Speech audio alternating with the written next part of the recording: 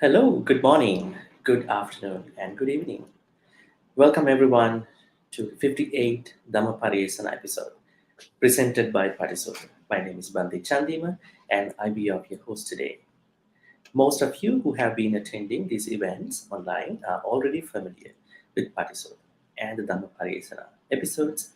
In case you aren't, I invite you to check out www.patisota.blogspot.com to learn more. We have a period of questions and answers after the interview discussion, and please post them as comments on Facebook, video, or YouTube video. All right, I'm pleased to welcome Dr. Justin Henry to our interview series today. How are you, Justin? Doing well. Good to see you, Reverend. Good to see you too. As everybody knows, that we have a very interesting topic today. Why didn't Ravana appear in Sri Lanka's Pāli Chronicles? But we can get a conversation right into that at this point. So we'll be giving you a description of the whole discussion and a short bio of Justin, Dr. Henry, to see how things go. Today's event, as you all know, features an interview about the possible reasons why Ravana, the demon king antagonist from the Ramayana, is absent from Pāli Chronicles once a kata. Why didn't Ravana appear in Sri Lanka's Pāli Chronicles is our title, as you can see. This interview is based on Dr. Henry's first book, Ravana Kingdom, the Ramayana and Sri Lankan history from below, which was released this year by Oxford University Press. In Ravana's Kingdom, Dr. Henry has delved into the historical, literary reception of the epic in Sri Lanka, charting the adaptions of its themes and characters from the 14th century onwards. As many Sri Lankan Hindus and Buddhists develop a sympathetic impression of Ravana's character, and though the contemporary Ravana revival, which has resulted in the development of an alternative mythological history depicting Ravana as king of Sri Lanka's indigenous inhabitants, a formative figure of civilizational antiquity, and the direct ancestor of the Sinhala Buddhist people. So much more to learn, actually, in addition to these interesting remarks, because as somebody who was born in Sri Lanka, and then people who watch this from a Sri Lanka background can regard these claims could be a little different from how we understand, because this is a research, not just we hear from somebody's words. Let me paraphrase Dr. Henry a little bit here now. Dr. Justin Henry is a lecturer in religious studies at Georgia College and State University, Atlanta, having earned his PhD in the history of religions from the University of Chicago Divinity School in 2017. He spent over 5 years living in Sri Lanka and India, studying Sinhala, Tamil, and Pali, and is particularly interested in points of contact between Buddhist and Hindu literature.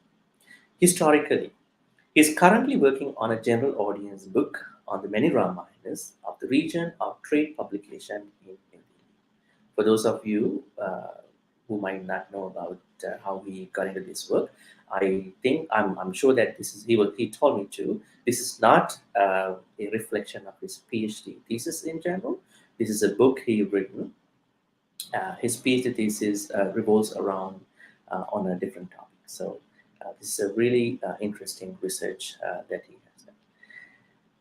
Okay, so let me take an approach to the first question. I think I wanted to ask you the first question directly about the topic, because in your work, I think this is just an intersection, not the main, I guess, storyline or the narrative of your thesis. So the approach that I can think about here is that how do we get a distorted picture, I would say, about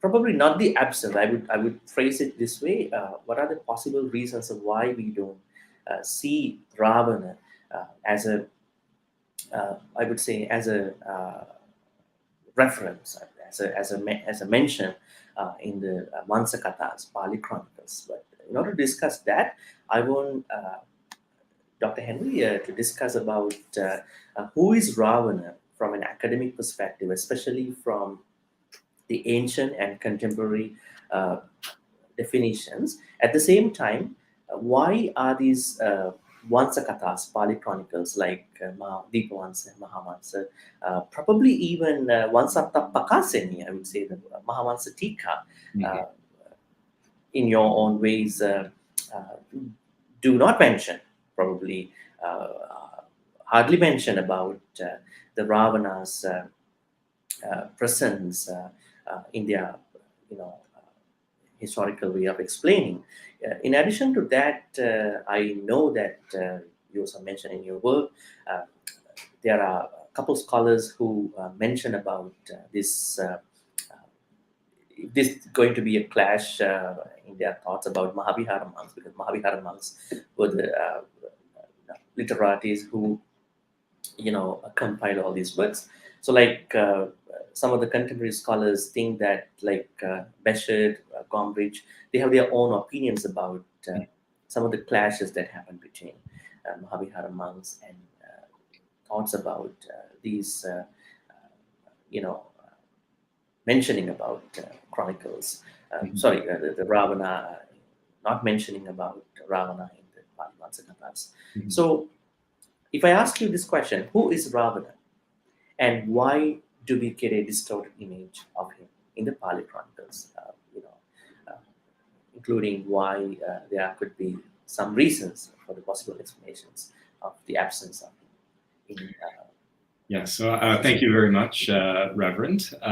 And great question. Who is Ravana? It's the question that Rama himself in the Valmiki Ramayana asks when he hears that Sita has been taken off by this Rakshasa king somewhere in the obscure south. Rama has never heard of Ravana, right? So we of course know that Ravana is the antagonist, the villain of the Ramayana epic, and its famous Sanskrit iteration is Valmiki's. And in most Ramayana renditions, we have kind of a straight up story of Rama, who is Vishnu, God incarnate on earth. He is the hero, the protagonist of the story, in temporary exile from his kingdom of Ayodhya.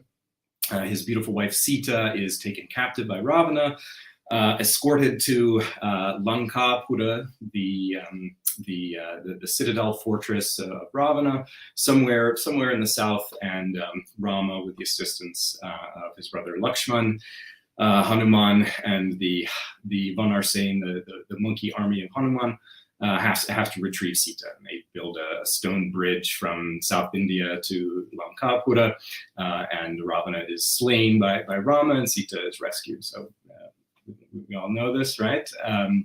Ramayana is a very famous story in India, and the Vamsas, the Pāli Chronicles, the Deepa Vamsa, which is either late 3rd or early 4th century, and the Mahavamsa, which is probably a 5th century text, are very famous as really the first actual historical works in any language in South Asia. So these, your viewers will know, are the chronicles of the acts of the Buddhist kings of Sri Lanka. After the Mahavamsa was first written in the 5th century, periodic updates were made, actually all the way until the year 2010 was the most recent update under the Rajapakshas. Later installments of the text, also known as the Chula Vamsa. And as you're mentioning, Reverend, it is a subject of scholarly curiosity as to why it is that there is no historical mention of the events of the Ramayana in these Pāli Chronicles. So the way that basically the history of Lanka, the island of Lanka, begins is with a series of visits by the Buddha Gautama himself. So according to the Deepa Vamsa, there are these various species of non-human demonic beings, Rakshasas, Yaksas, Nagas, Bhutas, Paisachas, And the Buddha comes and pushes them all off the island. Actually, in the Deepa Vamsa, he exiles the yakshas, or the yakas as they're known in Pali, into a little small quarantine island called Giridipa, or mountain rock, which is somewhere near to Sri Lanka, but off in the ocean somewhere. In the Mahavamsa, the number of demonic inhabitants is reduced to merely two species, yakshas or yakas and nagas. So it is to these, the yakas and nagas, to whom the Buddha preaches Dharma and expels ultimately from the shores of Sri Lanka, preparing the way for the arrival of the first human inhabitants. And the story is that there is a certain prince named Vijaya, the eldest son and therefore heir to the throne of his kingdom of Lata, somewhere in northeast India, but who is ineligible because he is not properly disposed. He's kind of a party person. His father doesn't think that he'd be suitable actually to be king. So Prince Vijaya, along with 700 of his fraternity brothers, are put on a boat and cast out into the Bay of Bengal. They touch shore somewhere in northern Sri Lanka at the exact moment of the parinibbana of the Buddha, at which time the Buddha prophesies his dying words that the descendants of Vijaya will be the future kings of the island of Lanka and custodians of the Buddhist asana, the Buddhist religion. And so this is the beginning of Lankan history according to the chronicles, and no mention of any stuff that happened before that. No mention of Rama or Ravana, and almost certainly the authors of these Pāli Chronicles knew the story of the Ramayana. There are a few literary allusions later on in the Chula Vamsa. It's in chapters 64 and 75. King Parakramabahu the first says that he knows the stories of Bharata and the story of the theft of Sita and the battle between Rama and Ravana. There is a 6th century Sanskrit version attributed to a Sri Lankan king, King Kumaradasa. This is the Janaki Harana, the theft of Sita, and Buddhaghosa several times mentions Ramayana and Bharata in his own works. Buddhaghosa, the famous 5th century Pali commentator. So there's every reason to believe that the authors of the Pali Chronicles knew about the Ramayana. Why didn't they include it? Heinz Beschert's argument is that as a kind of sectarian historical text, the monastic authors of the Vamsas were concerned that Sri Lankan history begin with the Buddha, right? And that we don't give any validity to these Hindu itihasas or Puranas. It's a sound argument. We should also point out that in his references to the Ramayana, Buddhaghosa calls the Bharata and the Sita Harana, the theft of Sita, near Atthakatha, pointless stories. And he goes on to call them senseless babble, the kinds of stories that are frivolous and not the kind of stories that good pious Buddhists should be telling. Buddhaghosa is saying this in 1500 years ago, but I also find a series of references in medieval and later Sinhala literature by monks saying exactly the same thing. People are telling these stories of the Ramayana, but they shouldn't.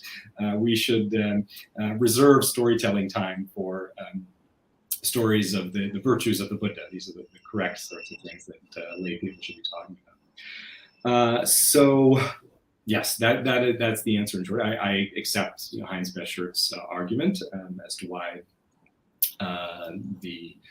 any historical reference to Rama and Ravana is excluded from the chronicles, despite the fact that the authors almost certainly knew these stories. And the interesting thing is, even if the redactors of the chronicles choose not to include stories of Rama and Ravana, what is it that how is it that other Sri Lankans treated it? So in later Sinhala Vamsas, the Rajavali, the most famous Sinhala chronicle, Ravana is there.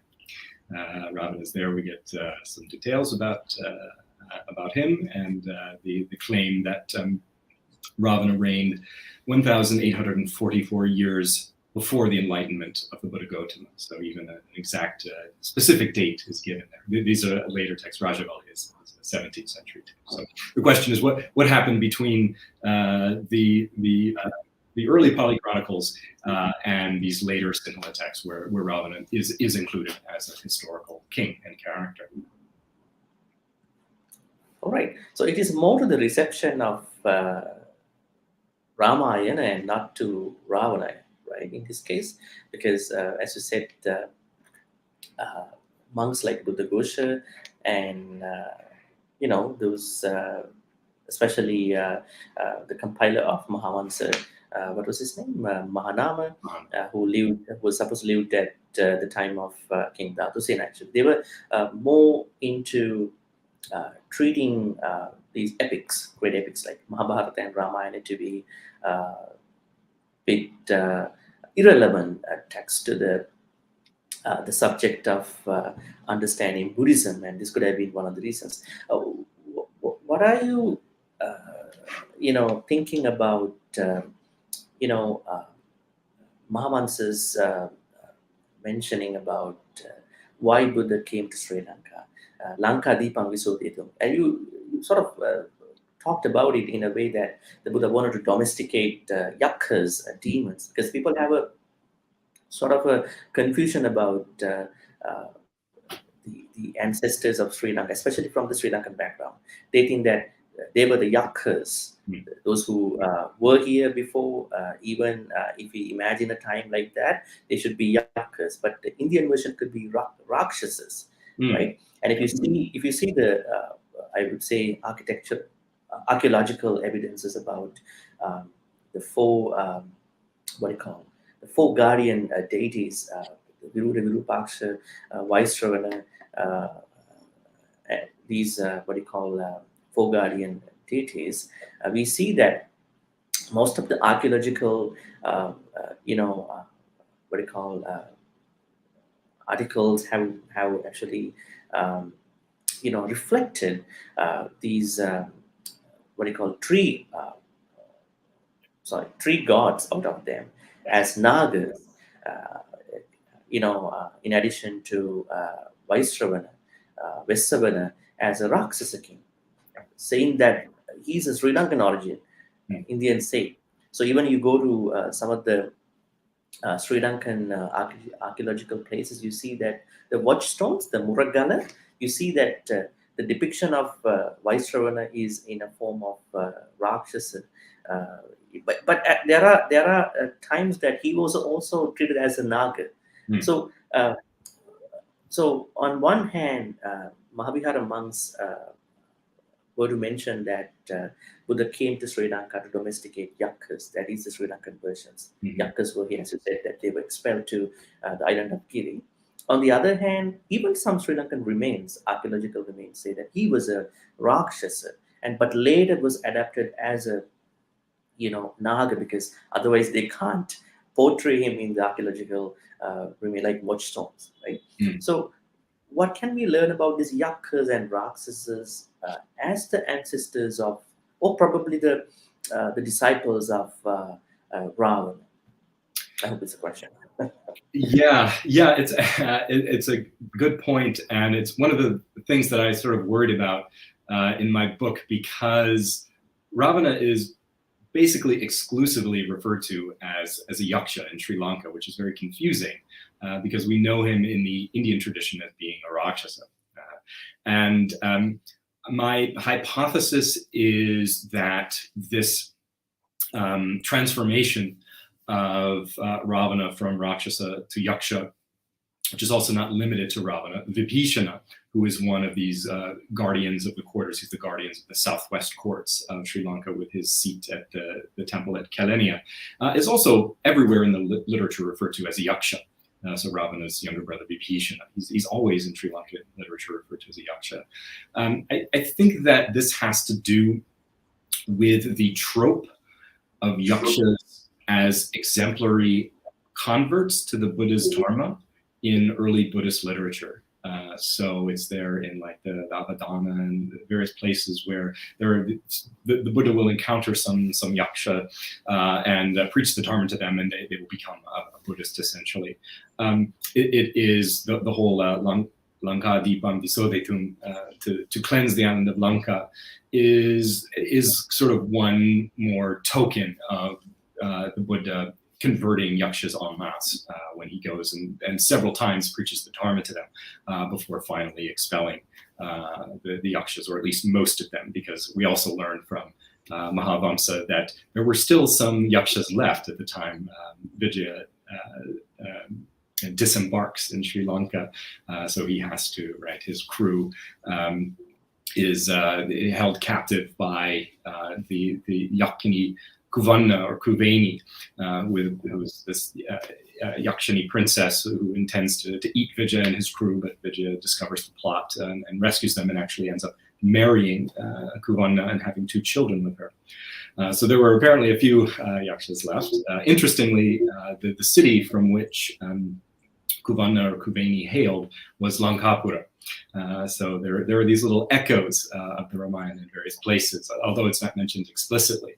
There are these little, what look to be allusions to it on the part of the early authors. So the Dipavamsa, to give a kind of long technical answer, the Dipavamsa mentions both Rakshasas, Rakas and Yakas, but they are condensed simply into Yakas in the Mahavamsa. So it looks like this sort of conflation between Rakshasas and Yakas occurred very early on in the literary tradition and was rather immediately picked up, because I don't know that I even found a single reference in any medieval Sinhala source to Ravana as a Rakshasa. He's always referred to as a Yaksha. So I think it's coming out of this early Buddhist tradition of the idea that Yakshas are demonic, non-human, they're dangerous, but they are there to be tamed. And they're also, of course, possessed of great power, right? So if you get a yaksha on your side doing benevolent things for you, they can be greatly to your advantage. Okay, my next question is about Lankapura, the so-called the kingdom of Ravana's antique, I would say, his kingdom. So, but before that, I want you to say something about his chronology, the Ravana's chronology. I think you mentioned about reference from Rajabaliya, which is a 17th century book that was made in Kandyan time. Could you say the number again? How many years before the Buddhist Enlightenment was he supposed to live? 1,844. 1,884. 44. 44. Okay, great. So, is there a clash between the times of the Shakyamuni Buddha? And you say that it was the time of the Buddha Kashyapa. That means, according to some of the claims that you make with some scholars and non-scholars, throughout the book, it says that all these Buddhas, not even the scholars say, that was Vansakatha writers too, Kakusanda Konagama Kashyapa Buddhism, they also actually came to Sri Lanka. So it was during the time of Buddha Kashyapa, according to this claim of Rajabaliya, Ravana may have lived, right? This is what you mentioned in the book, right? Is that so? There is a great deal of inconsistency and confusion regarding this. So in the Sanskrit tradition... Okay, you say that Buddhavamsa does not mention about this thing, right? The Kashyapa, there's a time issue of the Rajabaliya's reference about 1,800 time with the Buddha Kashyapa, right? Yes, there are people today in the 21st century who maintain that Ravana, having lived a few millennia ago, was converted to Buddhism by Buddha Kashyapa, which on the chronology of the Buddhavamsa makes absolutely no sense. It's completely inconsistent. Yes. And yeah, in the Sanskrit tradition, the events of the Ramayana occur in the Treta Yuga, which is longer than some 80,000 years ago. But in the Kandyan Sinhala text, the Rajavalya, also the Kadaim or boundary books.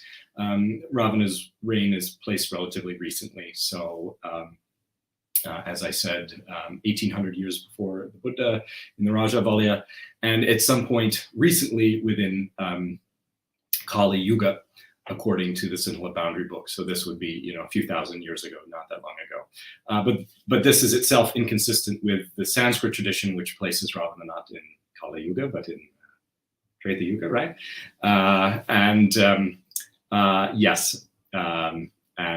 Inconsistent with the notion that Ravana was contemporary with the previous Buddha Kashyapa, according to canonical Pali sources. Okay, all right. Okay, so let's talk about Lankapura, the residence of the chief of the Yakas. So what are your thoughts about Lankapura being Ravana's kingdom? And I think that there are very interesting information about Lankapura, which you mentioned in the book. And you talk about tsunamis, especially the tsunamis that we have never heard in Sri Lankan history. Now, we know only 2 tsunamis that happened in 2004. And then the tsunami that happened during the reign of Kalyani Tissa in the kingdom of Kalani, at the time of Kalyani Tissa. So there is another tsunami that you mentioned, especially based on Rajavalya, that must have happened at the time of Ravana. Especially, you make a claim there that because of that tsunami, there was a substantial reduction of the topography of Sri Lankan island, saying that this tsunami that happened at the time of Ravana submerged a lot of lands, and that actually included Ravana's fortress, 25 palaces, 400,000 trees were submerged by the sea as a punishment by the sea gods. So it's pretty interesting. And then you say that probably you can correct me. Is it about the tsunami that happened at the time of Kalyana Tissa or Ravana's time? And you mentioned that using an ancient Pali measurement, saying that gavas, saying that it was at that time Sri Lanka had 70 gavas from Kelaniya to the ocean, Indian Ocean. But then after the tsunami, it was dipped down to 1 gawa, which makes perfect sense because we see from Kelaniya to Colombo, I would say the coastal area is probably approximately around 1 gawa. It looks to us from Rajavali that 11th, 12th of Sri Lankan's topography was submerged by the sea as a punishment to what may have happened. So could you please, elaborate on that, about the Lankapura and how was the topography, look like and all that? Yes, lots of measurements. Yes, first of all, how does Sri Lanka compare to the Lankapura or Lankapuri of the various Indian Ramayanas? In the Valmiki Ramayana, Nala's bridge, that is the stone bridge that the monkeys build to Lanka, is said to be 800 yojanas long, I believe, right? And a yojana is about 13 kilometers, right? So Ravana's Lankapura is way out in the ocean. It is a citadel itself, several yojanas in each direction, with walls several yojanas high. It is situated on the top of Mount Trikuta, which is this enormous mountain coming out of the ocean, with its peak said to resemble that of Mount Kailasha. It doesn't sound anything like the island of Sri Lanka as we know it, and certainly it is displaced much farther out from the shore of India than is Sri Lanka as a geographical fact. Even some other first millennium Sanskrit sources make an explicit distinction between Ravana's Lankapura and Sinhala Dvipa, the island of the Sinhalas, which is Sri Lanka. So there isn't really a sense in the early Ramayana literature, including Valmiki, that there is an identity between the actual island of Sri Lanka and Lankapura. So that's to say that. I trace in my book how it is that people later on, beginning with the Cholas in the 10th century, begin to make an explicit distinction, an explicit equivalence between Sri Lanka and Ravana's Lanka. But that's something that happens later on in the tradition.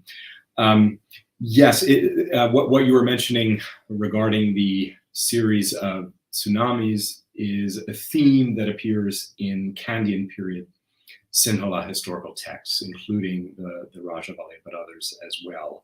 And it introduces this idea, it's not there in the Sanskrit sources, that after Ravana's death and Rama's victory, as a punishment for the adharma of Ravana, the various gods flood Sri Lanka and completely destroy his citadel, right? Which in the Rajavali and other texts is said to have been somewhere between what is today Mannar and Thoothukudi in South India. So the idea is that Sri Lanka extended at least farther to the north up that way, that Ravana's citadel was somewhere over there, but this was all washed away by the sea. This tsunami in the Ravana Yuga, as it's called, anticipates another such destruction and reduction of Sri Lanka's landmass, according to Rajavali and other texts, which is during the time of King Tissa of Kalenia. This is in the 2nd century BCE, right around right before the time of Dutugamanu.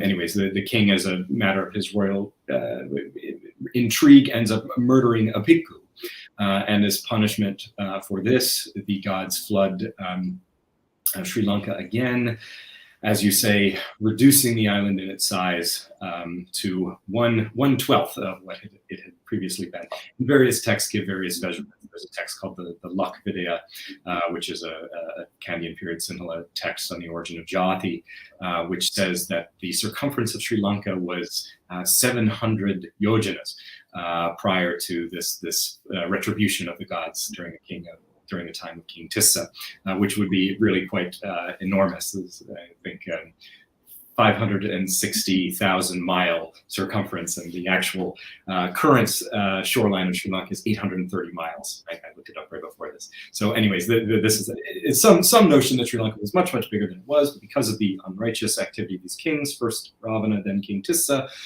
the island has been reduced in its size. I'll just add parenthetically that it's notable that this is a theme, the idea of successive floods which reduce the landmass of South India, which actually appears from the 8th century in the Sangam commentarial literature in Tamil. So my hypothesis is that it probably came into Sinhala from there, actually, this idea of successive tsunamis that reduced the landmass of Sri Lanka or South India, in each case respectively. All right.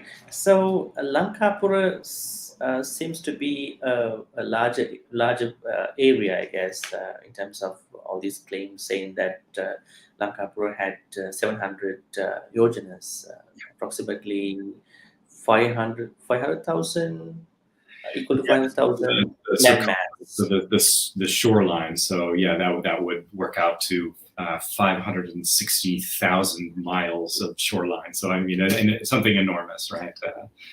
Yes. Anyways, that's in another text. But yeah, the idea of Sri Lanka was much larger than it was, and it's been reduced. Okay, great. So let's talk about Lankapura in a different perspective. Also, we need to talk about how does Indian literature see Ravana's Lankapura and his life.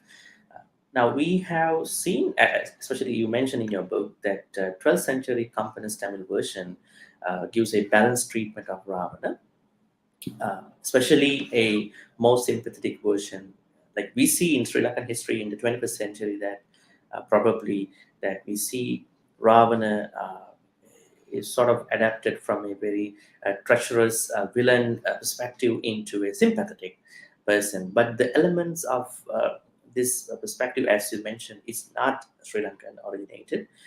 It probably comes from the South Indian versions of Ravana.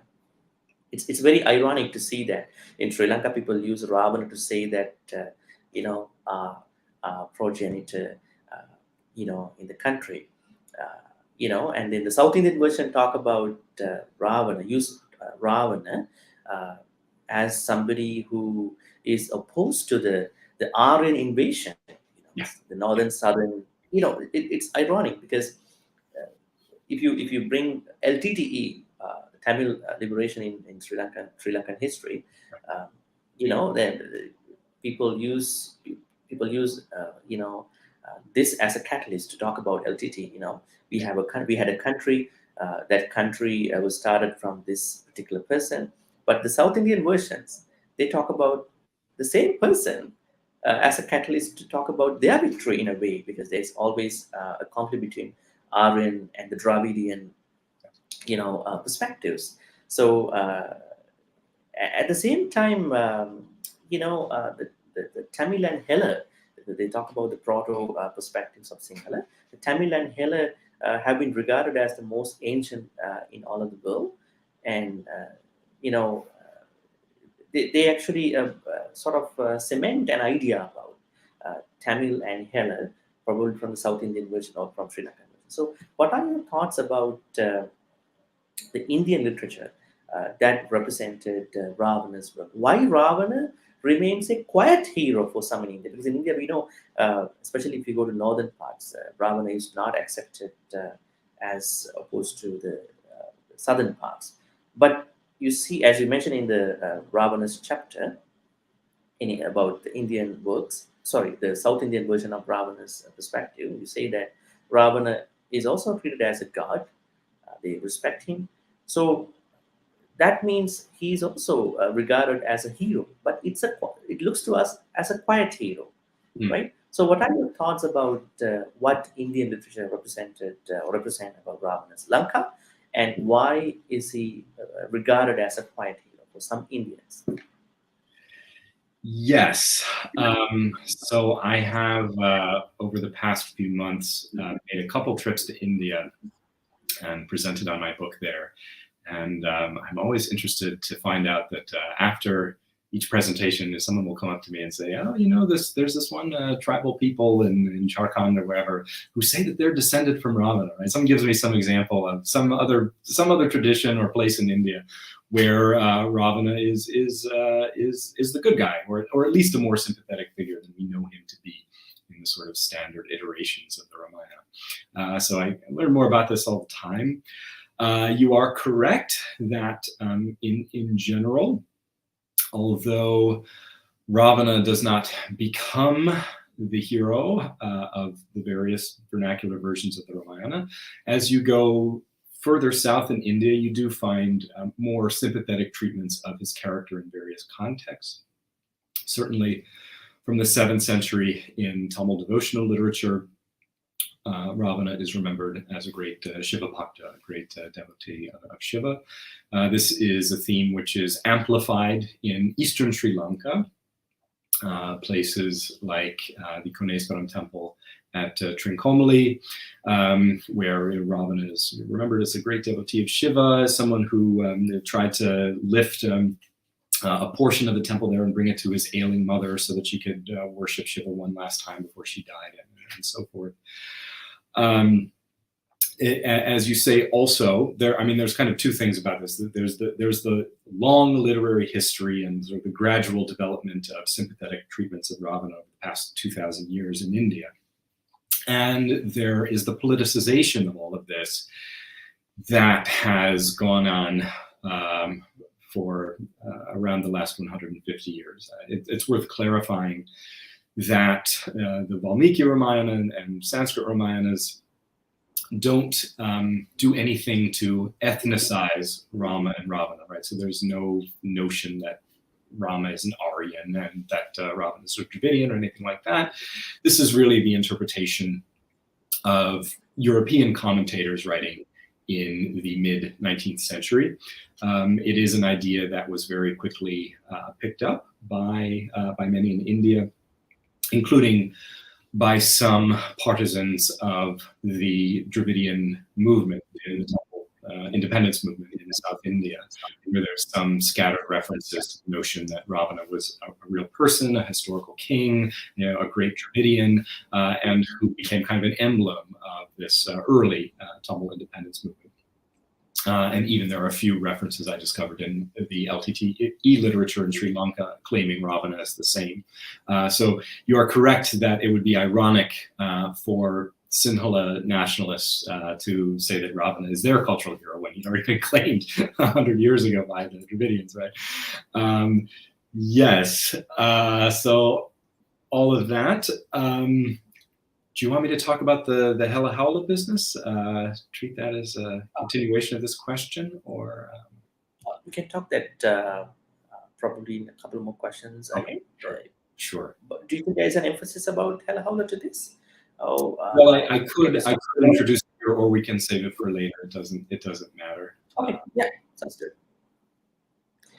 All right. So, is there a Sinhala version of the Ramayana? Because you talk about Ravana from the Ramayana perspective at the beginning as a whole. And what are your thoughts on Sinhala literary works based on the Ramayana?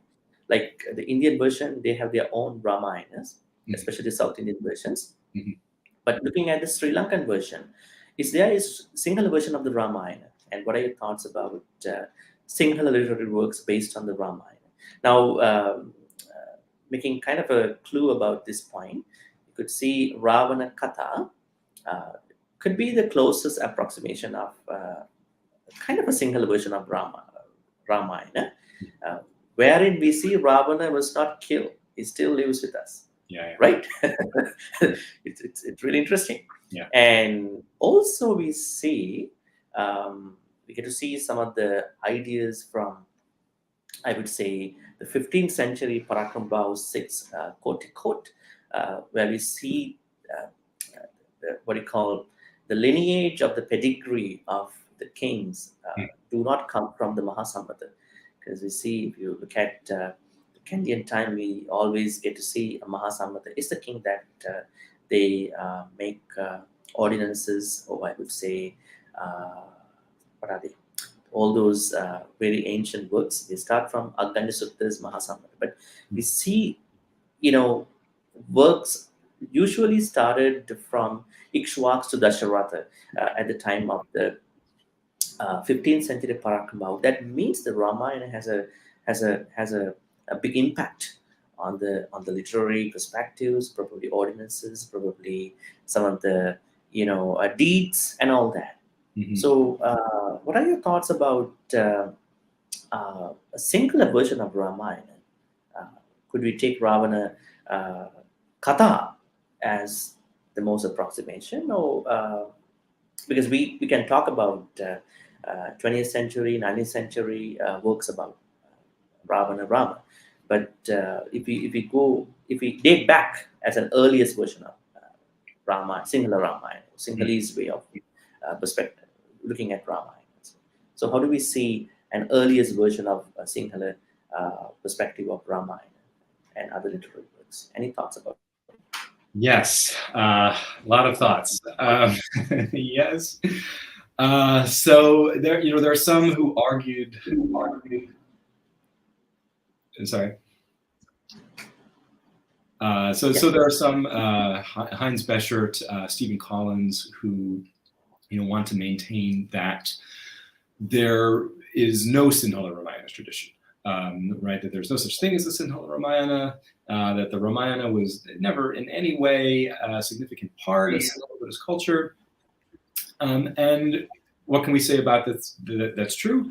It is true that in other Theravada Buddhist countries, Thailand and Cambodia, there is a really sort of robust Ramayana tradition, vernacular Ramayana tradition, versions of the text and stage dramas that have centuries-old provenance that everyone knows, the whole cult of Buddhist kings named Rama, beginning in the Ayutthaya dynasty in Thailand.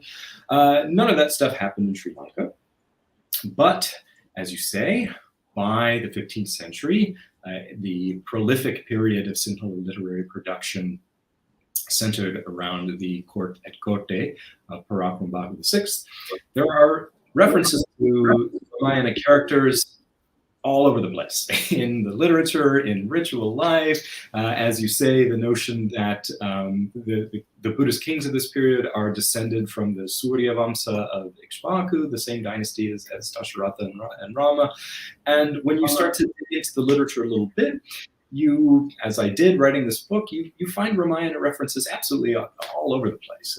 There was an entire kingdom called Sitavaka in the Saparagama region, named after Sita. And the poem which describes the founding of this kingdom, there's a little vignette about Ravana and about the birth of Sita being discovered in Sri Lanka and so forth. Yeah, so it's there, it's everywhere. It's in the Kohomba Yakama, or the ritual corpus, surrounding the Yaktoville dance, this very famous rite of propitiating yakshas in Sri Lanka. And I, in my book, make the point that there is a Sinhala Ramayana, in addition to all the literary allusions, the partial versions of the epic. There is an actual text called the Ravana Katava. It was probably written in the 17th century, somewhere around Kandy. It was never even edited, so I had to do the critical edition and translation. It's there as an appendix to my book. So it's really the closest thing that we have to, I guess, a classical Sinhala Ramayana. There are other texts too. I uncovered a 19th century lengthy prose version in the University of Padadina Library. I've spotted other similar things in temple collection catalogs. The Ravana Katava, it stands out as a complete version of the Ramayana story. It's interesting for various reasons. It incorporates South Indian folklore, including the story of Peacock Ravana or Mayale Ravana, a very famous sort of supplement to the Ramayana in South India and elsewhere. So it's interesting for various reasons. And as you say, at the end of this text, the Ravana Katava, this Kandian period Sinhala Ramayana, we see that Ravana is not slain by Rama. He goes on, his city has been ruined, burned down by Hanuman, but he and his surviving forces eke out a living in the province of Uva, so named according to the text because of Ravana's sad cry, seeing the defeat of his army and destruction of his kingdom. And he lives somewhere around Norelia, in this text, and leaving open the possibility that Ravana is, we don't know what happened to him, right? So there is in the modern Sinhala Ravana movement this notion that Ravana is in a coma or some sort of stasis somewhere in the Knuckles Mountains, waiting to rise again, right? There is this kind of millennial expectation that Sri Lanka might be once again restored to glory, and that literally that Ravana could become king again. All right, that's pretty interesting. Ravana's incarnation as both a literary and historical figure has impacted two aspects: neoclassical Sinhala literary revolution and the Sinhalese indigenous nationalistic movement as the progenitor of Sri Lanka's Buddhist people. So, along with that, could you share Ravana in contemporary Sri Lankan literature? I know you have written a lot about it. I would say all these works of Ravana, especially starting from Don Bastian's Ramayana about Ravana Avatariya, Ramaksharya, 1926 book, I think, in which we see that even the killing of the Ravana was justified, saying that this is to ensure the peace, thereof. And on stage and screen dramas like I would say Vimal's Mandodari, Gamini's Rama and Sita, Arisena Buddha's Sakriti Ravana, Pablo Gunawardhana's Maharavana, Aponsto's drama, which was actually sort of tackled by a group of people at that time. It's called, I would say, Sita Mangava, Sita I came home. And Badraji Sri Ravana Purta. I don't think that we have time to talk about all these works, but in general, uh, what is your take on, about the contemporary works of Ravana, uh, going beyond a complete Ramayana from what you call Ravana Avatar, as you said that you even complemented an edition and translation. So, Dr. Henry, what are your thoughts about the contemporary literature, Sri Lankan literature about Ravana? Yes, again, a great deal to discuss within this question. One thing that that really struck me in the course of writing this book, and that I'm now doing a little bit more work on as a separate article, is what was going on in the Colombo theater scene in the 1880s and 1890s. So this was this kind of vibrant period when a lot of middle class people were going to see stage dramas. There were musical troops, Hindustani musical troops from India were being brought over to perform the musical accompaniment to these things. And it's very interesting to read the actual titles of these plays. So, we have plays about the life of the Buddha and historical events in Sri Lanka and the great Buddhist kings, but there were also titles like Shakuntala, Nala and Damayanti. John de Silva, the famous playwright, wrote two Ramayanas that he staged in the 1880s and 1890s. And there was, alongside this Buddhist stuff, by Sinhala Buddhist authors, there were a lot of sort of Indian, what we would regard as Indian Hindu classics as well. So I'm just kind of interested in this sort of moment there in the late 19th century when people were exploring what Sri Lankan heritage really meant. And it seemed that for a lot of people, it meant not just stuff about Sri Lanka and stuff about Buddhism, but also stuff related to the Sanskrit literary tradition. So that's one thing I get into. Amid all of this, we do have some stage plays about the Ramayana. Charles Don Bastian's 1886 Ramayana Hevat Ravana Sanharya, the Ramayana or the Destruction of Ravana.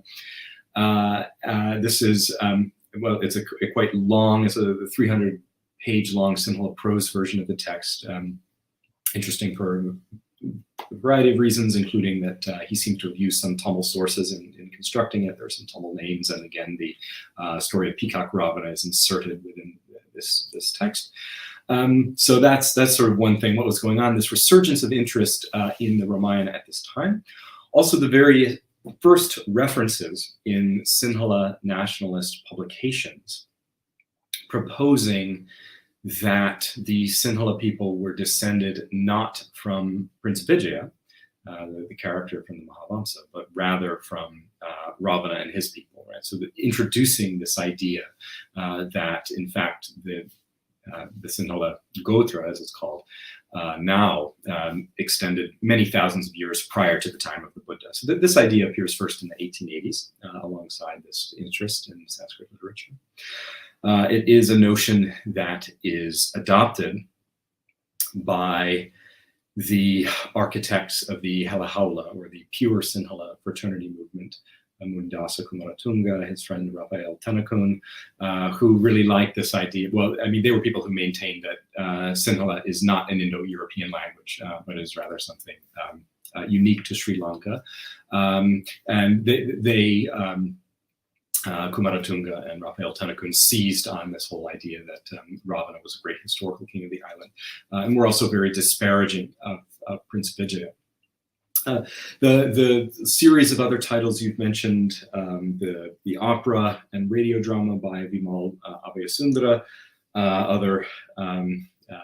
variety of other miscellaneous works, including by Arisena Ahubudu, and others.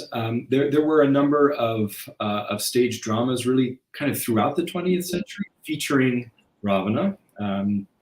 In almost all cases, Sinhala dramas, in almost all cases, rendering Ravana as a positive character, saying that he was justified in abducting Sita in retaliation for what Rama and Lakshmana had done to his sister Shurpanakha.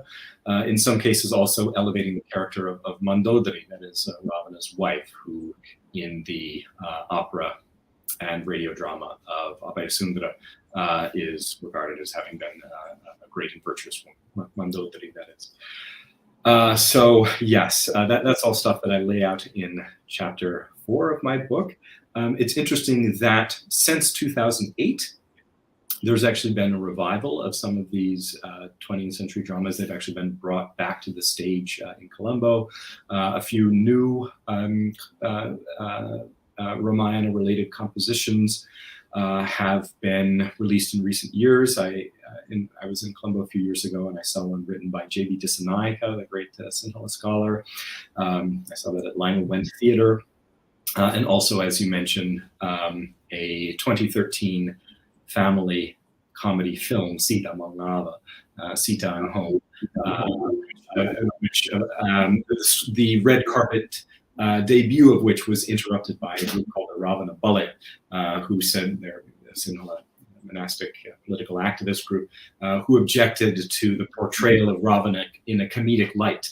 They said this film shouldn't be doing this. That Ravana is a great king and a great hero. So yes, we shouldn't include him in a screwball comedy. Yes, I guess I have a lot more to say about it, but I think it would just be listing titles and incidental things and not that interesting to your audience. Yes. Dr. Henry, there's an interesting point with the so-called the group heckle the debut of the drama. Like the conflict is that if you see the Mahavihara monks at the period of Anuradhapura, they actually excluded Ravana and the Rama story from the works. And here they are talking, hey, put that in, right? Put that in, because we need him, right? Yeah. It's pretty interesting to see that. Yeah, complete reversal within 1,500 years. Yeah. Yes. Yeah, interesting. All right. Now I'm turning on to some of the views about Ravana by contemporary people. So first, I would like to ask a question about Hela Yaksha civilization. Now, this is pretty interesting because there's a claim by an actress, at the time of the President Gotabe's campaign. I think you mentioned in the book. It's pretty interesting to say that we could. I mean, how do we phrase that, just Henry? We could say that we are Buddhists, but keep in mind that we still belong to the Ravana's Yakha clan. This was kind of a very, I would say, encouraging statement for people to come up and then to support a nationalistic government, although we don't talk about the pros and cons of that. But the idea of saying that we belong to the Yaksha clan, although we are Buddhists, but we belong to the Yaksha's clan, it's a quite a statement in the Sri Lankan perception, politically, socially, historically, and all that. Yeah. So why do Sinhalese say we belong to the Yaksha clan? And what is the background of the Hela Yaksha civilization, especially the 21st century? Dr. Henry, you also brought up about the significant remarks of this Hela Yaksha civilization compared to the Trumpism in the United States and the Modi's Hindutva in the Indian context. And you see that, the Sri Lankan way of looking at Heliax civilization about Ravana is quite different from the Trumpism and the Modi's Hindutva. So, what are your thoughts about this Heliax civilization in the 21st century? Sorry, but my light sensor went off. Hold on, let me just get my lights back. Yes. Okay. Yes. Also, big question. Right. So, yes, the opening anecdote of my book is this actress Anusha Damayanti, who at this December 2019 political rally to this big crowd of thousands of people there to support the Rajapaksa brothers said, "Api Buddha Bana te hila vunu api yakubala." Although we have been tamed by the Bana, the teaching of the Buddha, nonetheless we belong to the Yaksha tribe. Right, and so this idea, she's seizing on this notion that the Sinhala people are in fact descended from the ancient Yaksha Gotra, of whom Ravana was an ancient king. It is an idea that has really sort of come to ascension since around 2008, 2009. The end of the civil war in Sri Lanka, and we find it absolutely all over the place, on social media, on TV, on radio, in government publications, in paperback books that you find in bookstores in Colombo, all over this place. If you have been in Sri Lanka for the past 13 years, you have seen this and heard of it, right? So it's this kind of fascinating revision of the notion of where the Sinhala people, the Sinhala Jati, or the Sinhala Gotra comes from, right? One which places the Sinhala people as being not immigrants from India 2,500 years ago, but rather as being indigenous to the island of Sri Lanka, with a history extending many millennia prior to the time of Vijaya and the Buddha. It's an idea that, as I've said, circulated for a long time. It's actually there in the Ravana Katava. It was in Sri Lankan print media, as I said, since the 1880s. So it was there, but it was certainly never a majority view. It was really confined to a small group of people, Halahala people. All of a sudden, something happened around 2008, 2009, where this really took off. And so far as I can tell, became a kind of majority view in Sri Lanka. If you go around and just talk to ordinary Sinhala people, they will tell you this. So it's this fascinating phenomenon. First of all, why would anyone say this in the first place? Why would Sinhala people want to claim descent from the Yakshas? Well, I think that there is this idea that Yakshas, even if they are, man-eating and demonic and all of these terrible, frightening things, and physically terrifying, and they have fangs and so forth, they're also very powerful, right? They have ferocious magical power in the imagery presenting the Yakshas not as ancient demons, but rather as a tribe or even a race of people. The ancient Yaksha people are said to have been possessed of fantastic technology, fantastic knowledge of martial arts and medicine, right? And I think inherent in the idea of these Yakshas who needed, in some sense, to be tamed by the Buddha, there is the notion of a people who, of a group of people or demons who are possessed of almost superhuman power. And we can see the temptation, the allure, the desire to claim that on the part of Sinhala speakers in Sri Lanka today, right? So we've been tamed by the teaching of the Buddha. We're good and nice and virtuous Buddhists, and yet we have this wild side, right? I don't, Reverend, have you seen any of the business about Angampora, the alleged martial art, right? This hand-to-hand form of combat that's said to have been passed down from Ravana, right, it's all about martial power. Surely the reason why the Sinhala Ravana movement picked up steam when it did around the conclusion of the Civil War in 2009. I don't think that this can be an accident, right? I mean, surely this has to do with the quest for a grander narrative of the origins of the Sinhala Buddhist people. The whole story of Ravana and the yakshas is very conveniently there. So in terms of the political motivations, I think we should look to the moment of nationalist exuberance that corresponded to the end of the Civil War in 2009 as kind of the motivation for this. As I point out in my book, it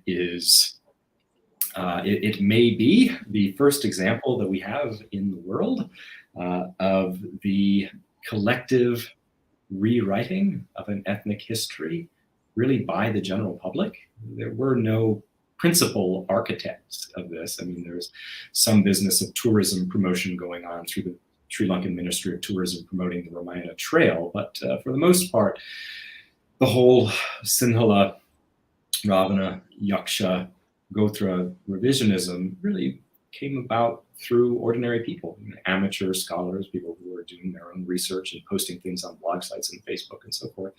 It is, I argue, a kind of user-generated revised vision of the origins of the Sinhala people, and something that is really sort of enabled by social media. So it's kind of, as a sociological phenomenon, it's really interesting and unique in this way. Yes. What else should I hit specifically? Also, how long should we go for? Let's see. We've gone for this 8 hours right now. Yeah, we can manage. Okay. Yeah. Okay. Yeah. So I guess I can just say one more thing to respond to your question. Yeah. So I am contextualizing the Sinhala Ravana amid various political populist movements throughout the world. And we have instantiations of this all over the place in India, in the United States, many, many examples. In terms of a distinction between the kind of really information populism that's going on in the Sinhala Ravana movement and the kind of information populism that we find in the United States, there are some similarities, including the idea that anyone with sufficient interest, any member of the general public, can do things like historical research. Why not? We don't have to, you don't have to be an egghead in a university to write a book about history. Anyone can do it. This is the case in the United States. It has been the case in Sri Lanka. And anyone, if you're sufficiently interested, you can be a historian, right? In the United States, this extends also to being things like an expert on vaccine regimens for the general public. People think you don't need to listen to any doctors. I can do it myself, my own independent research, right? One thing that I point out as being different in Sri Lanka is that there's still the Ravana movement a deference towards and indeed even some academics themselves, people in the physical sciences, but also in literature as well, and even archaeology, who have become partisans of the whole Yakshagotra Sinhala Ravana movement. And interestingly as well, some lay people who take on the title of being, take on the claim of being academics themselves. In Sri Lanka, I note that there isn't really the kind of antagonism between the general lay public and academics that there is in Trump-era populism in the United States, right? So the sort of amateur Ravana sleuths in Sri Lanka don't sort of cast themselves as being adversarial to the academic status quo in Sri Lanka. So that sort of tension really there. So that's one thing that I noted. Right. I think these are questions that need a lot of elaborations, but because of the time, we have to sort of condense the answers. I know that the time is very important, but when we talk about somebody like Ravana, we can't just, go pass by, we have to just elaborate on him. Okay, so now we come to Hela Haula. Now, two gentlemen in the in the mid of 19th century, Kumaratunga Munidasa and Raipil Tennakoon, they were uh, they were very, I would say, they were highly espousing an idea that the what do you call the desensitization, that we have to look for proto Sinhala thoughts about the language, culture, and everything. They even actually objected, in Kumar Das's case, an appointment made by Sri Lankan government, probably of, I guess, Wilhelm Geiger, one of the very interesting linguist, scholar, literati in the Sri Lankan history, when we study about him for Sri Lankan grammar, Sinhalese grammar. Yeah. So, Kumaratunga Munidasa and Raipil Tenwa, they both called uh, uh, Vijaya, the first person, I would say, according to Mahavansa, as a robber, arch robber, and how could we descend from him and all that. So they wanted to actually narrate a different story. So it looks to us, looks to me, looks to all of us, that they were trying to sort of incorporate Ravanas, probably, I mean, they might not mention in words, probably kind of a Sinhalese ideology about that kind of a narrative about somebody like Ravana. So how does this Hela Howler, which is the name that they given to their, what do you call, association, or their whatever the movement, how does that Hela Howler of Kumartanga Munidas and Raipil Tenkan fit into Ravana's ideology? Yes, yes. So we're talking about a group established in the late 1930s, early 1940s. Hela being a condensed version of the word Sinhala.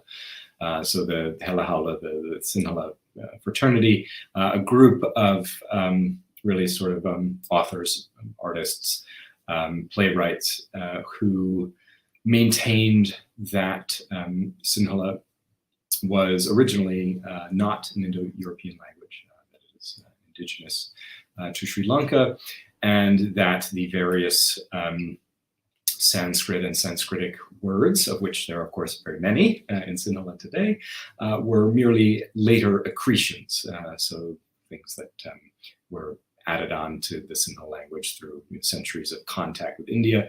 But in its purest form, Sinhala had nothing to do with Sanskrit or any Indo-European language. So this is, a very sort of intensely nationalist, indigenous notion, one which recapitulates precisely the same sorts of arguments that were being made by Dravidians and people in South India in the 20th century. So this is kind of a very interesting parallel between Sri Lanka and what was going on in South India as well.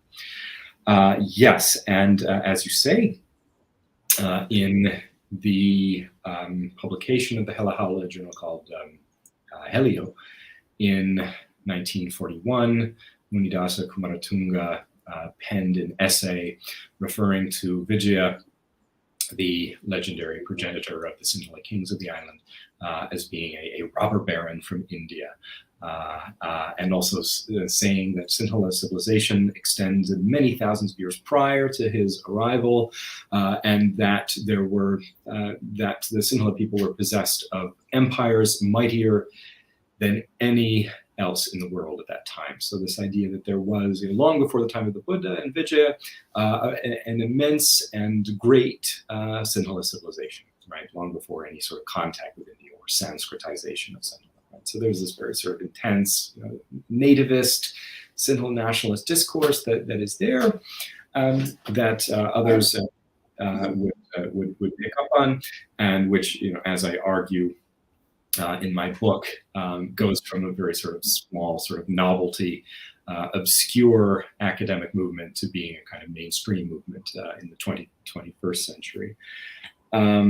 Yes, and what is particularly interesting to me about this is that for people like Munidasa Kumaratunga, the Mahavamsa presents a really sort of incomplete and even distorted view of Sinhala civilizational history, right? So the Mahavamsa, people belonging to the Hela Haula, see as kind of obscuring this really great millennia-old legacy of what Hela or pure civilization was. And so, I mean, they were, doing this, right, talking about this stuff in the 1940s.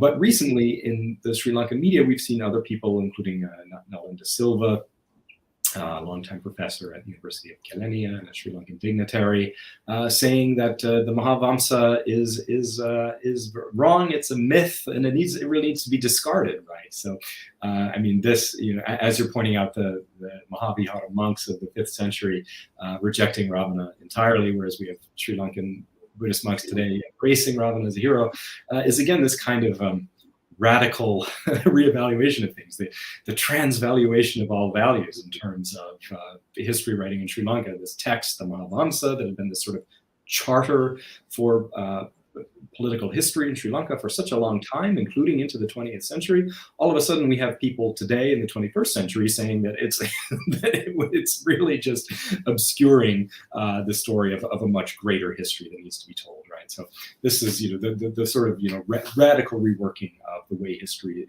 is told, the kinds of sources that are seen as being valuable for telling the story of Sinhala Buddhist history. I find to be some of the most fascinating dimensions of the recent Sinhala Ravana phenomena. All right, Dr. Henry, we have gotten a couple questions from the viewers too. So because of that, I would expect some short answers to the rest of the questions because of the time.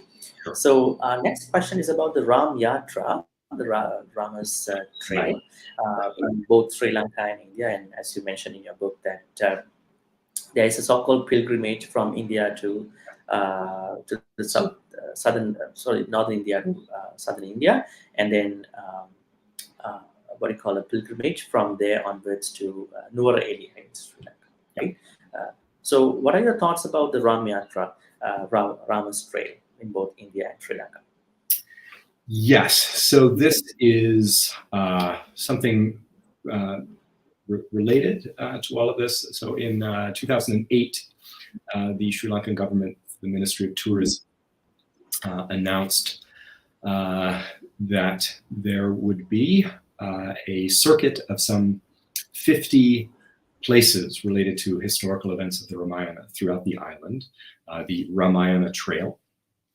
And inviting tourists, really from India, Hindu tourists from India, to come and explore these, right? So these include places like Norelia, Dividumpola, the caves at Ravanella, really various, Trincomalee, various places throughout the island, where centuries-old folklore had sort of been dug up and associated with all of these places, right?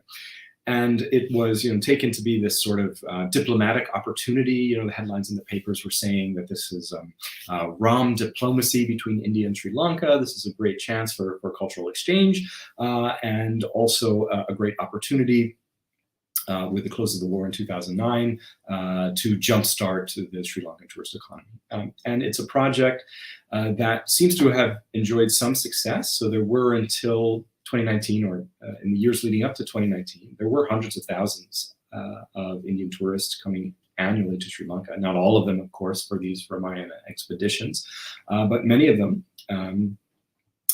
And this is related also to an attempt to link places of interest related to the Ramayana throughout India on what's been called the Ram Express, or a circuit of devotional traffic. There's actually a train apparently that runs all the way from Ayodhya in North India, visits various sites all the way down to Rameswaram in South India, from which you can return to Chennai and take a flight to Colombo to continue your Ramayana trail here in Sri Lanka. So there's, again, a great deal to say about it.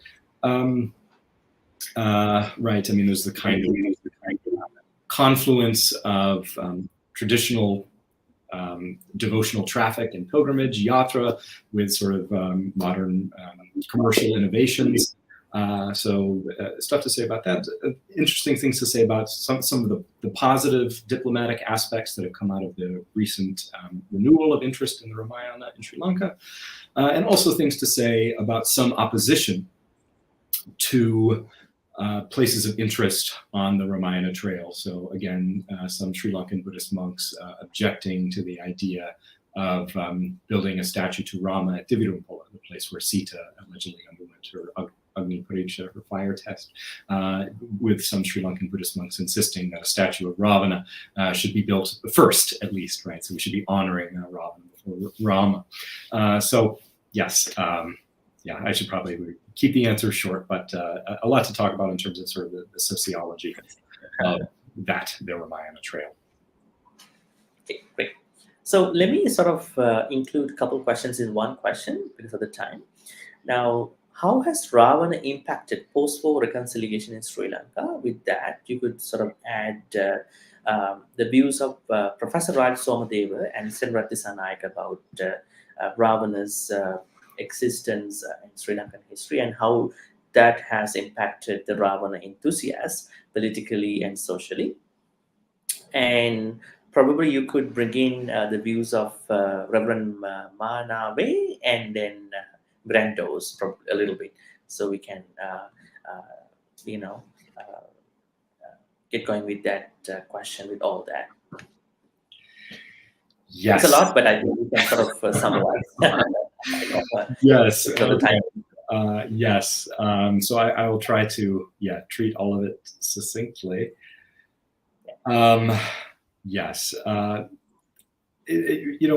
thing that particularly captivated me in the course of this research project was where it is that people were actually getting their information about historical events concerning the Ramayana. And some of this really seems to have come through folklore that had been there for hundreds of years, stuff that's really attested in Kotte and Kandyan period literature. So stuff that was really just sort of transmitted by word of mouth, really all throughout the island, all over the place. These were adapted to sites on the Ramayana trail. There is also in the Colombo newspapers and on television over the past 12 years, there are these people who just suddenly appeared out of the ether. People like this man who calls himself Mirando Obesegra. He died 2 years ago, but he was featured in all these columns and interviews and became this sort of household name, claiming that he had this text called the Ravana Katava that had all this information about the Yaksha tribe and all the technology of Ravana. There's this upcountry monk, Manave Bimalaratana, who claims to have this amazing text called the Vargapurnikava, written in the language of the ancient Yakshas of Sri Lanka, which gives very sort of detailed information about the political and civic life of the Yaksha Gotra of antiquity. He has not actually shown this text to anyone, but he's published extensively. He published various excerpts from this text. He's published many, many books. Whatever we think about this, the volume of sheer invention in terms of source material, I found to be just kind of a fascinating phenomenon in and of itself. I mentioned a few minutes ago that we find Sri Lankan academics really from sort of all corners of academia who had come out to endorse some of this historical Sinhala Ravana Yaksha Gotra stuff. But as the questioner has reminded us, there are also very prominent academics who have come out, written op-eds in the Colombo newspapers, appeared on television, who have a more restrained approach to some of this revised historical stuff. Michael Roberts has written about this.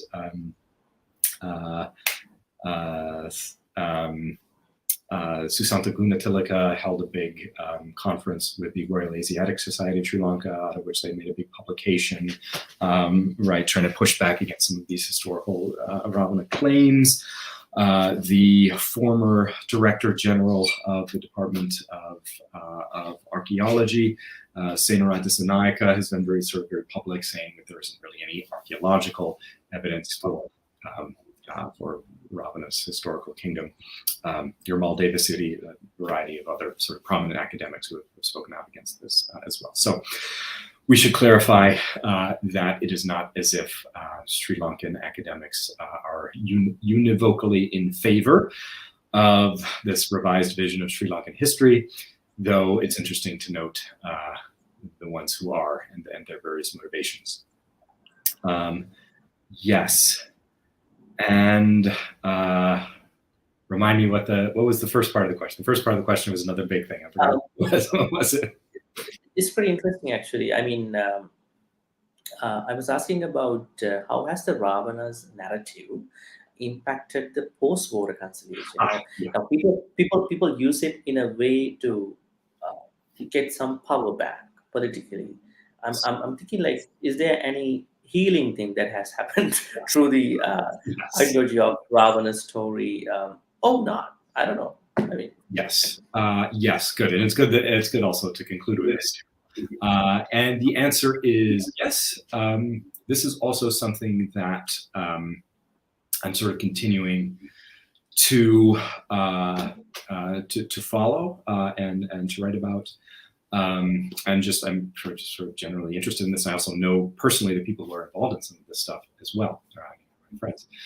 So the answer is that we have, on the one hand, this sort of nationalist and triumphalist phenomenon about trying to generate a grander story of the origins of the Sinhala Buddhist people. But along with this, there are also artists, academics, and activists who are sort of sensitive to the long history of religious pluralism, of translation between Sinhala and Tamil that really gave rise to the image of Lankan Ravana in the first place.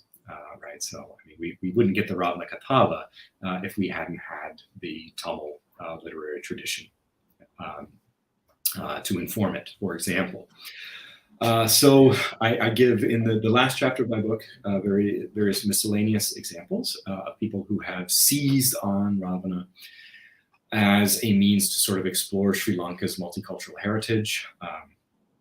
There is the Ravana Aviation Kite Association, this group that invites participants. This is kind of just like a fun example, but this organization that invites people to come to annually to Gulface Green for a kite making contest to showcase what they think Ravana's Dandumona or Pushpaka Vimana, his flying craft, might have been like. And there they sort of highlight Sri Lanka's multi-religious and multicultural heritage.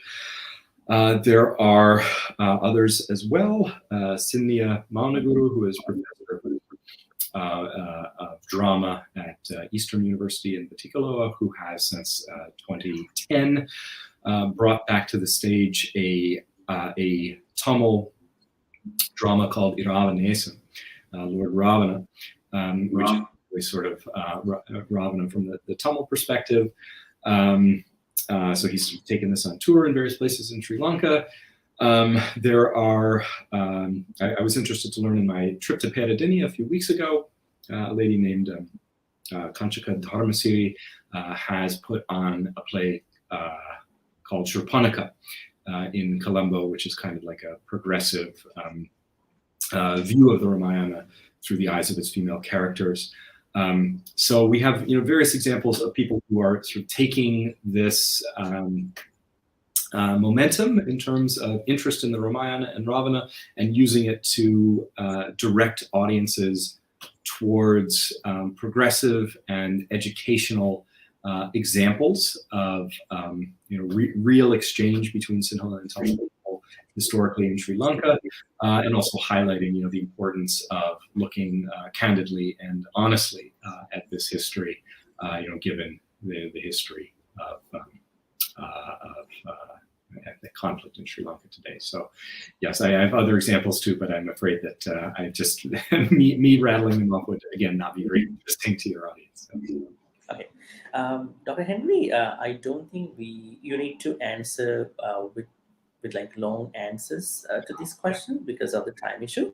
Yes. So could you be specific about the answers? That would be nice. Then we can go into the conclusion of the discussion because it's been already hour and a half. But I can't just stop abruptly because it's pretty interesting. Plus, it's very academic and interesting also, not even academic. Very interesting to normal folks who watch this. Okay, first question from, I know this is a relation of us, Robert Nanekar from Auckland, New Zealand. His question is, is Ravana a real historical figure in Sri Lanka for which his rule is chronicled? I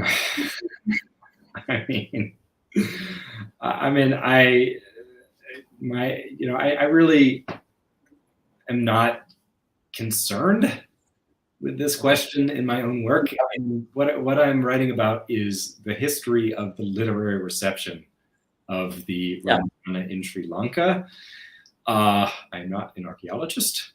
You're welcome to read my book to see what some archaeologists have said about this. But this is kind of a fatal question also, because if I say yes, I disappoint and upset one group of people, and if I say no, I disappoint and upset another group. Enthusiasts and non-enthusiasts. Yes. So, okay. He has a question. Another question too. Can we conclude that the portrayal of Ravana in the Ramayana akin to William Shakespeare's portrayal of Julius Caesar is played? Yes. Ravana as a kind of tragic figure. I think certainly, there's a great deal to say about this in terms of literary portrayals of Ravana.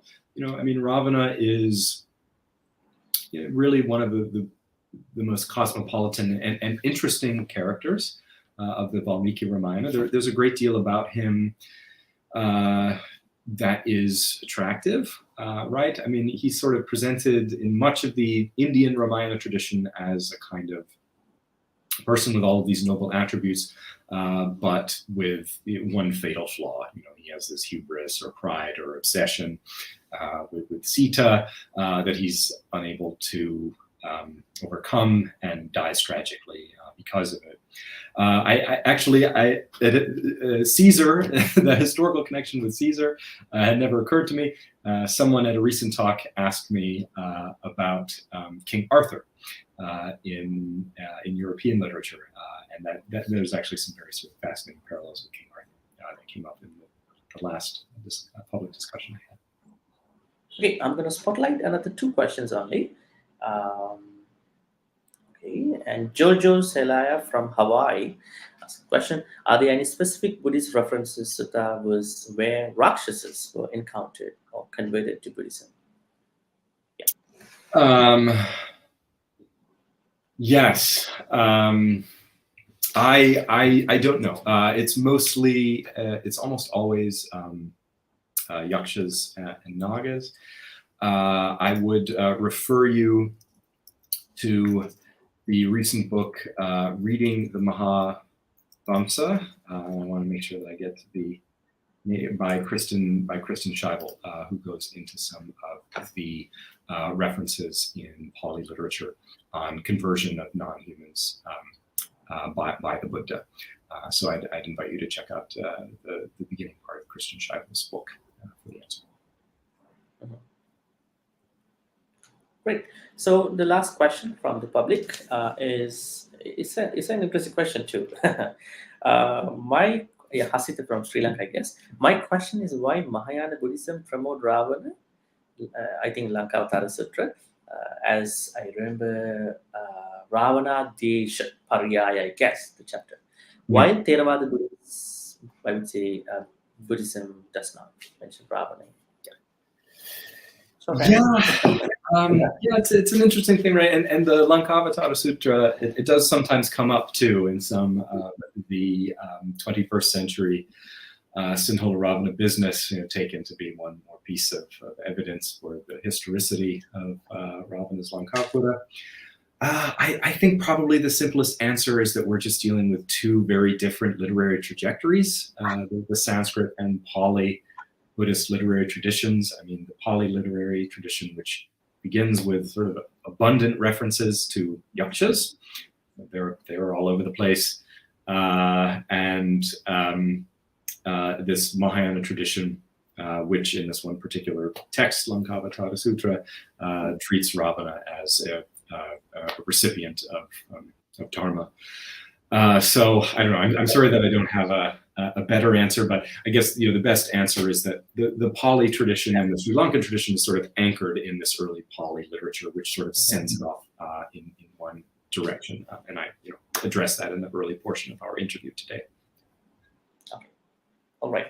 So folks who are watching this video, I want to show Dr. Henry's book, Ravana's Kingdom, the Ramayana and Sri Lankan history from below, which was published by the Oxford University Press. It says that they will be publishing in 2023, but they already published. Probably this is the way how they do it. Probably. Yeah, just has to do with when copyright, when it's released, at what time of the year. Okay. And now I'm going to share with the discount code if somebody wants to buy online from the press. Thank you. Okay, Ravana's Kingdom, 30% discount code. 30% off. Yes. And the book is, I guess, I can't see the price, but anyways, you're going to get a 30% discount code for that. Yes. Excellent. If somebody's interested to buy that, so they can go for it. Okay, up next is the conclusion. So, seeing as you note in your conclusion, you say in your words, what I desired could sound very strange. I mean, you mentioned to me informally that this has to be taken this way. Those of them who viewed Ravana before, and then now those of them who view Ravana now, could have a different perspective of who Ravana is. Actually, I was talking to my mom, and then she was thinking, in Sinhalese, about they are interested about Ravana. Really? Can I read the book too? So, yes, I'm going to read to you after the interview. Yes. Okay. So I think that it could be that kind of a shift if it is. So, but I wanted to know the motives behind that. Why you mentioned what I decide could sound very strange, a little bit more specific way.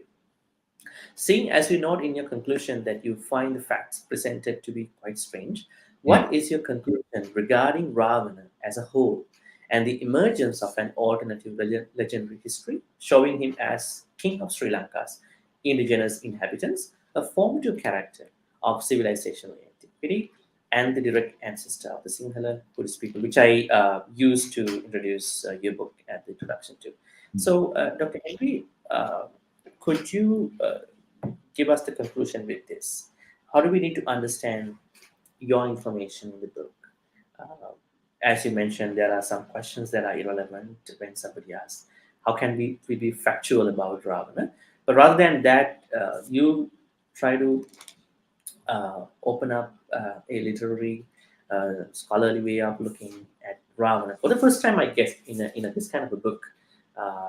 And what are your thoughts about Ravana? How do we need to understand Ravana from your perspective, not the perspective that people want to use it as political reasons or whatever other things? Yeah. So with that, you could conclude everything that you want to say in the discussion. Yes.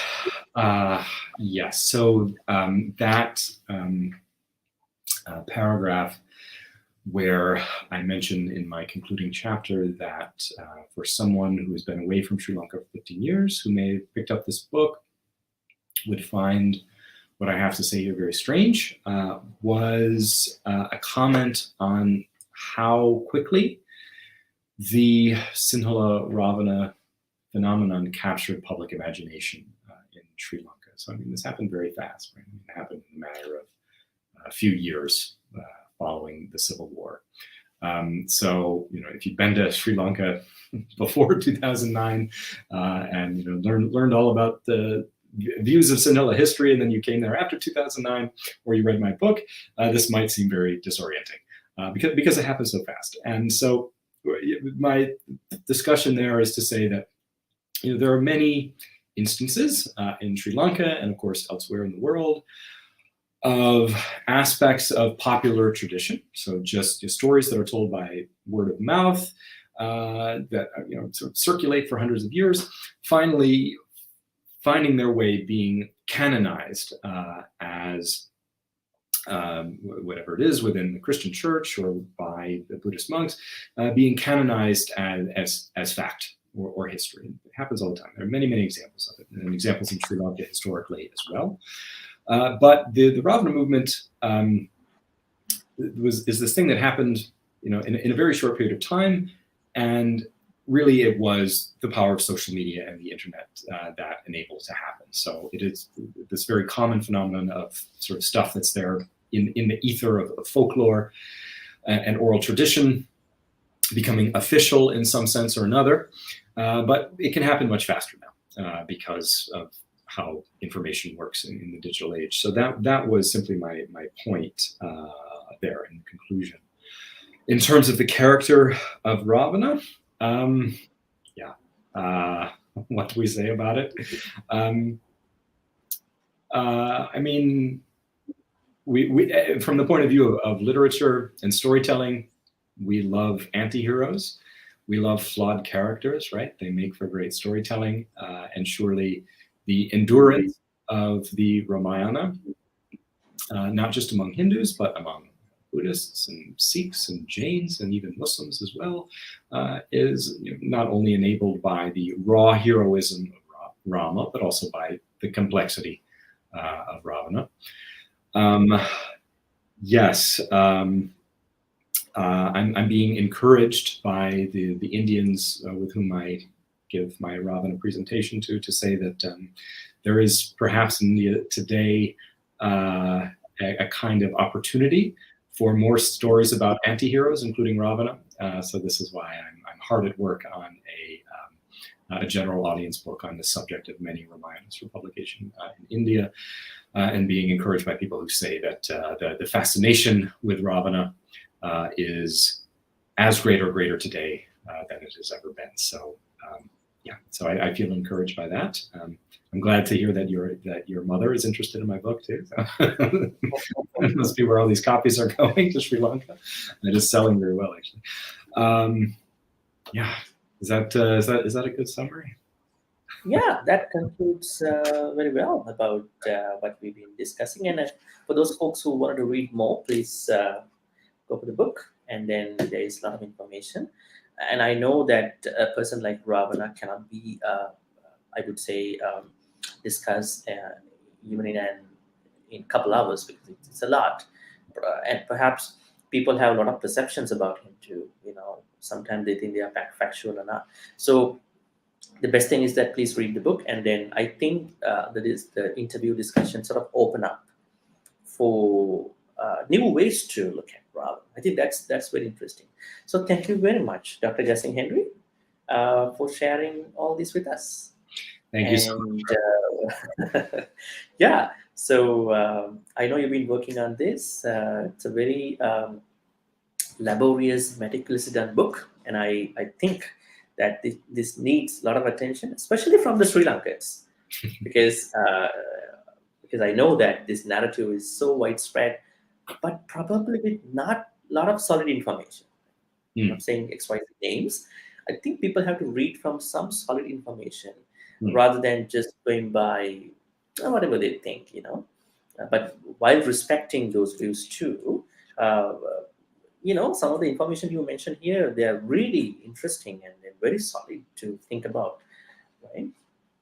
Okay, so thank you again, Jasin Henry. Now, folks, today I was joined by Dr. Jasin Henry, a lecturer at the Georgia College and State University in Atlanta, United States. And I think we delved into a lot of information about Ravana, the ancient, the progenitor of the Sri Lankan historiography. And then our main question was why he was absent in the Pāli Chronicles, Vansakathas that we accept to talk about Sri Lankan history. And there are reasons, because there is a there is a sort of unwillingness from the Mahavihara monk side to include Ramayana and Mahabharata as meaningful stories for the Enlightenment. So that is why they probably may have not included. And as Stephen Collins, your supervisor, I guess, for your PhD, right? He mentions that no, it's not like that. They have a different way of looking at this thing. They have a different book, Vesantara Jataka. So they had followed that, probably to replace Ramayana story. But anyways, interesting stuff. So now, folks, we're gonna be seeing you in another interesting episode, like Dr. Justin Henry's discussion today, and we're gonna be seeing you soon. And till then, have a very good night, good morning, and take care. Thank you very much for joining with us. Thank you. Take care. Thank you so much, Reverend.